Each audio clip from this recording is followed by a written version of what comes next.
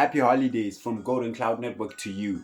But we're going to continue doing what we do. Today we're going to be talking about the gold mining business in Zimbabwe. This is Tanaka Rodney Chindomu. Prepare. So Zimbabwe is a country that is known for its gold mines. For decades, the land and the mountains in Zimbabwe have been drilled or blown up, or in the pursuit of this rare mineral. So blood has been spilled, battles have been fought, a lot of people have made money from this business. It's a brutal business, so if you're someone that likes to keep their hands clean, literally and metaphorically, this business might not be for you. But if you're a risk taker with patience, then you might stand a chance at scoring if you get into this business. We don't expect anything less for the mining and the trade of one of Earth's most valuable resources. So if you want to get into this business, you need a lot of resources and you need a little bit of familiarity of how it works and how things go down in this field. We're here to shed light from the little that we've gathered today.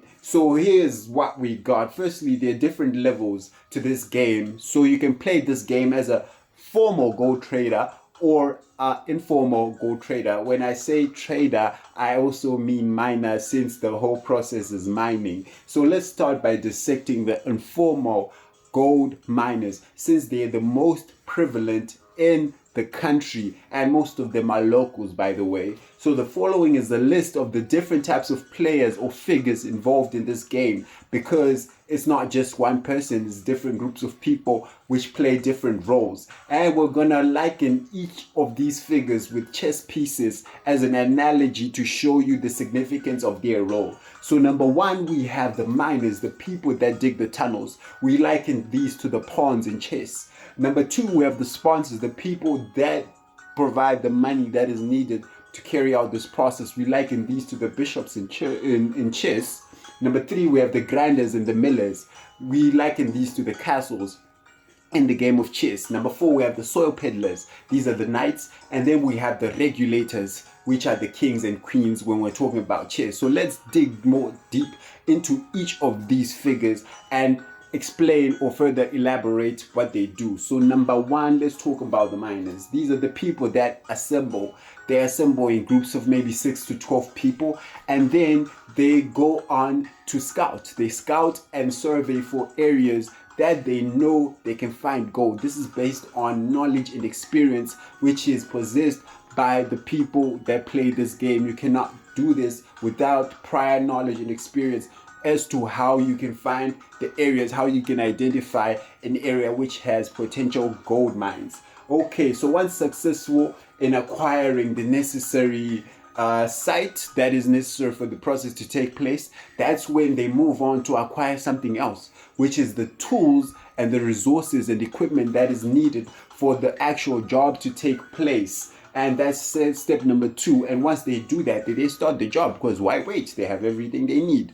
They do the job, they do the job, they do the job until they find a gold belt. It's all about finding a gold belt that is worth exploiting. And that is the goal, that is the aim. And once that aim has been reached, they then extract what they came here for, and then they go and sell it. So this is how they play. This is their job. This is their role. So let's talk about player or figure number two, which are the sponsors. What are their responsibility in the grand scheme of things? Okay, so the sponsors are the people that actually provide the money to buy the tools and equipment that are needed for the mining process to take place. Because look, we don't mine with our hands. We need tools, we need equipment that aid us into the process. So these are the people that sponsor this. They prefer not to do the hard labor, but they have access to capital which is needed for the process to take place. So that's how they contribute. So they're also responsible for taking care of the actual miners.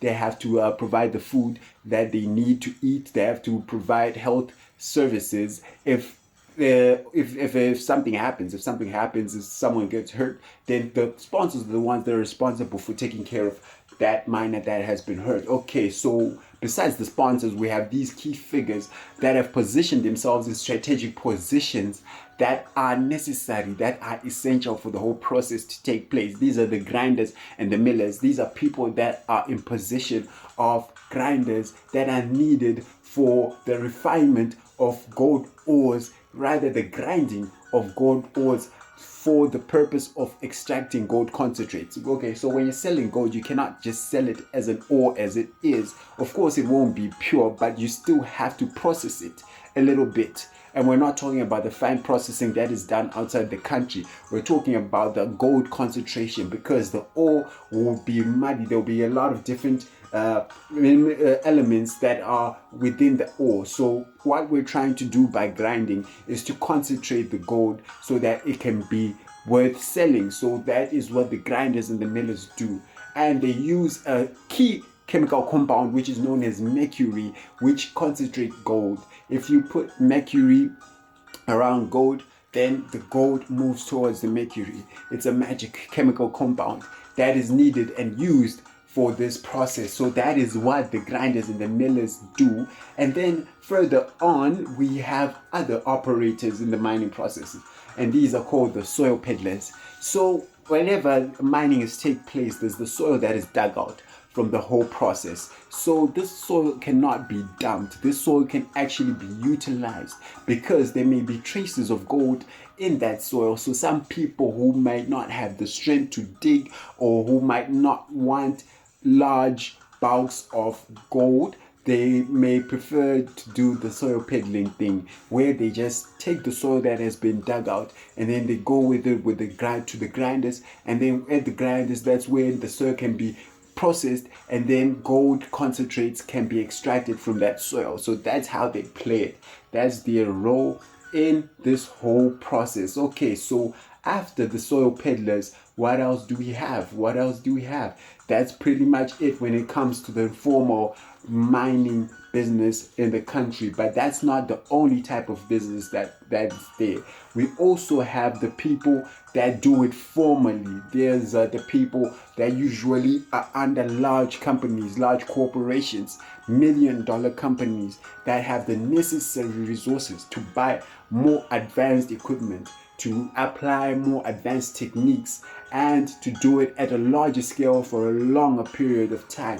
So these companies can be local, but that's when you see foreign investors coming in, foreign investors from China, foreign investors from Russia, from Germany. These are the countries that are involved in this trade, and they organize themselves, and then they have to apply. They have to apply for a license. They have to get mining. They have to get a claim to a land which is worth mining, and once they have that claim, they can then go forward and do that. So if you want to claim, you have to deal with the ministry, where you have to do the due processes and procedures, and if you come to an agreement, you would then be handed that license at a price, of course. So this is how the formal miners operate, and this type of mining is very, very profitable. So that is the mining business in Zimbabwe in a nutshell. We're trying to break it, we're trying to compress it.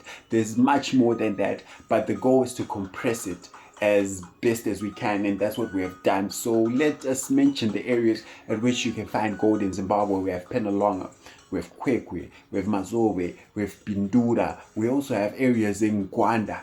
Yes, Penhalonga, there's gold. Okay, so as of mid-December 2025, the price for 1 gram of gold is ranging from $125 to $131. That's how it goes, and this is according to the official buyer in the country, which is Fidelity Gold Refinery. So this is what we have for this business. Hopefully you can pick up 1 or 2 things. Let's see if there's something that we can expand on. Yes, we have touched on most of the elements of this business, but there's this one thing that might bother people. There's this one question that might pop up in people's minds. So, and it's an interesting fact actually. So the grinders, the people who grind the ores, they don't charge the miners for that process.